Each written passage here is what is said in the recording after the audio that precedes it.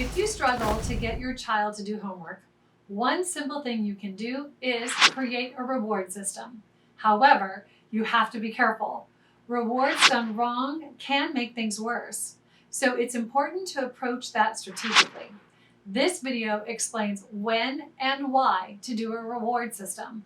Plus, it gives some great tips on how you can do that. Hi, I'm Liz Weaver from Learning Success, and we created this video series on homework resistance. We know a lot of parents struggle to get their children to do their homework. We're here to help you with that, because it sure would be a lot nicer for everyone if homework time went smoother.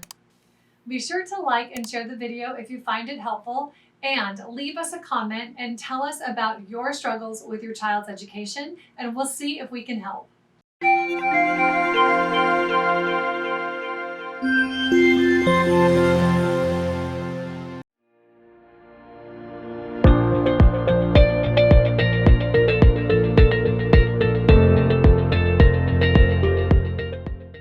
How many adults do you think would continue to go to work if they weren't receiving a paycheck? So sometimes we have to be incentivized to do the things that we don't enjoy doing or that we don't want to do every day, because sometimes we wake up and we've had a bad night or we've had a bad morning. I want to share with you some tips that I use for my most reluctant little guy, or when my daughters are not really into it. So why don't we use rewards? I am not above using rewards for my kids. So I know how hard it is to get kids to regularly open their notebooks and get started with the assignments that were given for the day. The first thing that I think every parent and every teacher should do is start with, why aren't they doing homework? Is it because they don't have a specific place to do homework and they don't feel comfortable with it? Is it because they don't really know how to get started? They're confused about what the assignment is, and so it's a big barrier or mental leap for them to get started. Or is it just motivation? They have a place, they know what they're supposed to do, they just would rather sit or watch TV or play video games or text their friends. If it's the latter, that's something that I think external rewards works wonderfully to start to motivate them. And so I want you to think about the idea of a token system. So rewarding the behavior that you want in the moment. So when your child gets done doing their homework, giving them a token that they get to cash in for a reward. And the reward could be as simple as an extra 10 minutes of screen time. Maybe it's a favorite treat, although some families don't like to reward with food, and that's okay. You get to decide what's best for your family.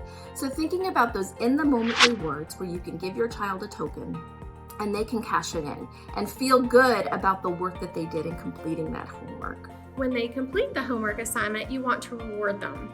Maybe it's their favorite snack or their favorite activity, or maybe you're going to go play ball with them for a few minutes before dinner. But definitely reward them in some small, enjoyable way so that the next time they can look forward to that. Hopefully they'll try just as hard, if not harder.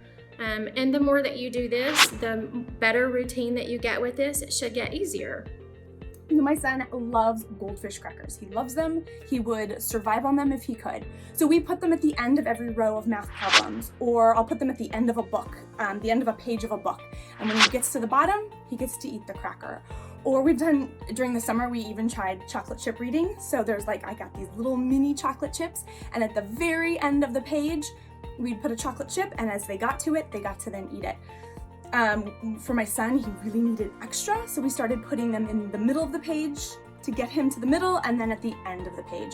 We've put them on sight word cards, multiplication cards, addition and subtraction fact cards. We've put little treats on everything, the row of problems at the end of the problem, at the end of the worksheet, and you can wean your kids off of this. So at the beginning, maybe it's at the end of every line, and then you can wean them off to every other line or every other page of a book, or only certain sight words get the little treat. Rewards can get them through over the hump if they're really struggling. It's just like adults. If there's something we don't want to do, but we know how to do it, giving ourselves rewards or perks or prizes is a wonderful way to get us to get over that motivational hump and start working on the thing that we don't really want to work on. Maybe it's exercise, maybe it's cooking a fresh dinner, whatever it is, external rewards do actually help. But there are certain keys to doing external rewards well. As a teacher who gives rewards regularly in my classroom, there are certain things you have to remember. The first is you want to give a reward for something that the child does not really want to do, but knows how to do.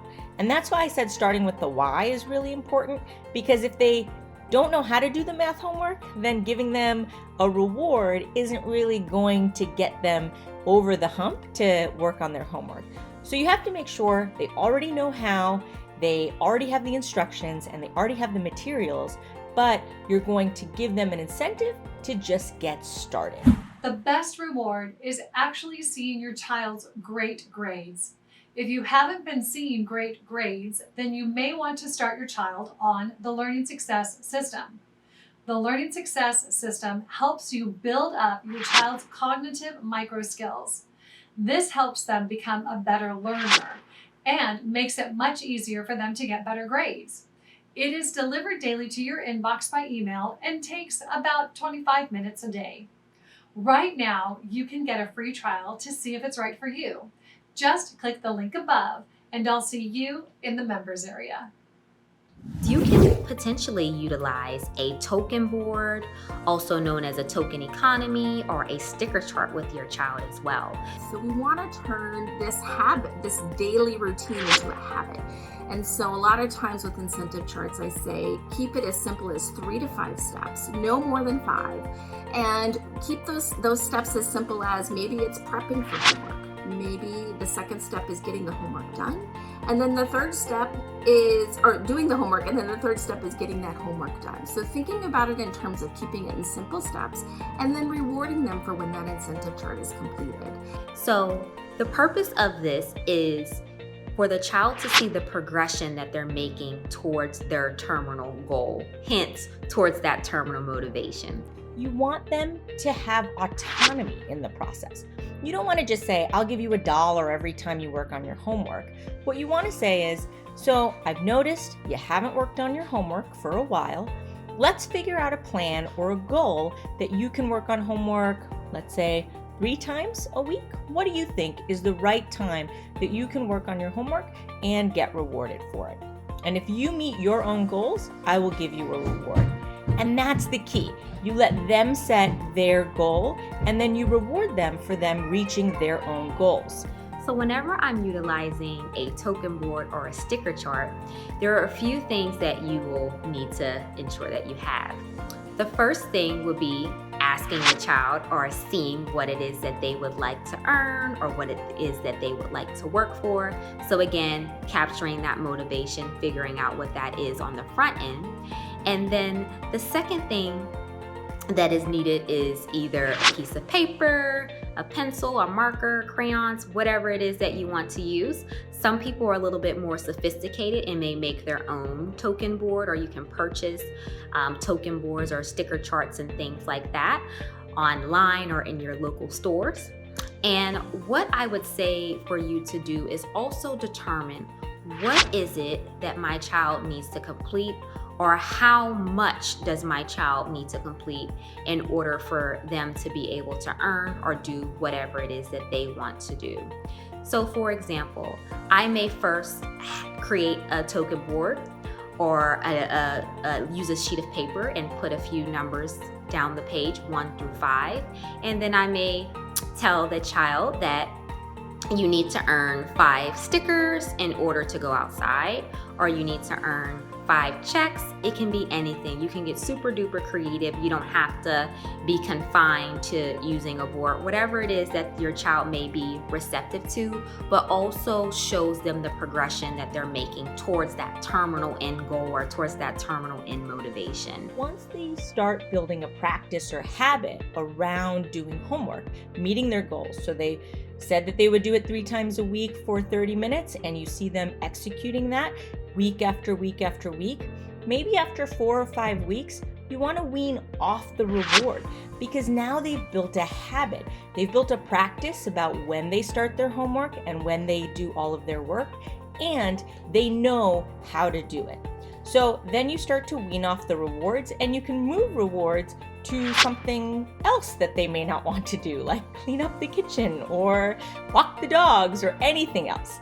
But that way you can use external rewards really nicely to encourage them to do things that they don't necessarily want to do and just need that little itty bit of extra motivation. Even considering motivating, or I should say rewarding, some of that homework readiness behavior that you see from your child. So if it is a struggle for your child to get the homework out of the folder, or take the folder out of their backpack, or pick up a pen, or just come to sit at the table, those may be things that you want to reward or reinforce as well.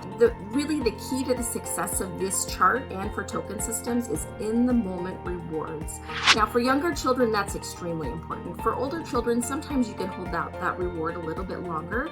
You know your child best. Some children can wait until the end of the week to get a big reward, and some can't.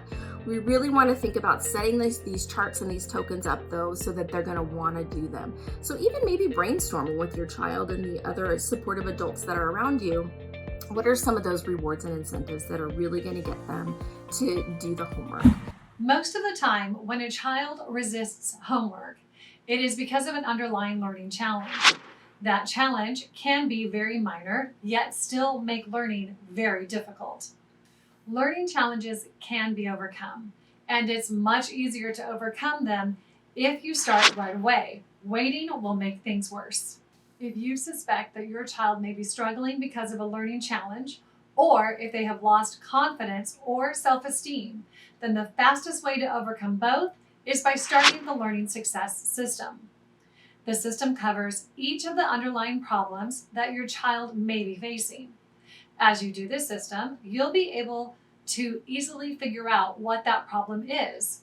Then you can strengthen the weak areas while at the same time enhancing your child's strengths. The great thing is that you'll build your child's confidence at the same time. Over time, your child will develop confidence, grit, and a love of learning. Right now, you can get a free trial. Just click the link in the description.